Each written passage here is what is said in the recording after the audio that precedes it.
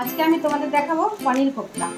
তার জন্য নিয়েছি, দেখো পনিরটাকে আমি জল ঝারিয়ে নিয়েছি, আর নিয়েছি ফোড়নে এলাচ দারচিনি, বেকিং সোডা নিয়েছি, লবণ নিয়েছি, আর টক দই, চিনি, আর মশলায় লবণ দিতে হবে লবণ, আর এখানে আছে ময়দা, সরষের তেল, আদা পেঁয়াজ রসুন বাটা, সামান্য লঙ্কার গুঁড়ো, জিরের গুঁড়ো, হলুদের গুঁড়ো, আর এই ঘি।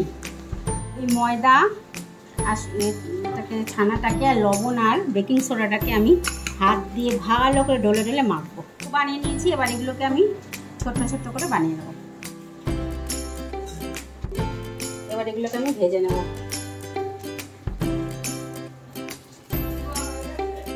দেখো ভাজা হয়ে গেছে, এবার তুলে নেব।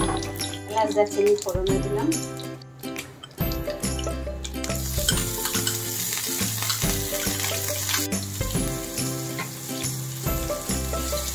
দেবো ফেটানো টক দই, সামান্য চিনি। দেখো তেল ছেড়ে গেছে, এবারে জল দিয়ে একটু কষাবো। হয়ে গেছে, এবার আমি বড়াগুলো ফেলে দেবো, দিয়ে একটু ফুটাবো। তার আগে ঘি দেবো, দিয়ে এবার নামিয়ে নেবো। প্লিজ লাইক, কমেন্ট, শেয়ার এবং সাবস্ক্রাইব।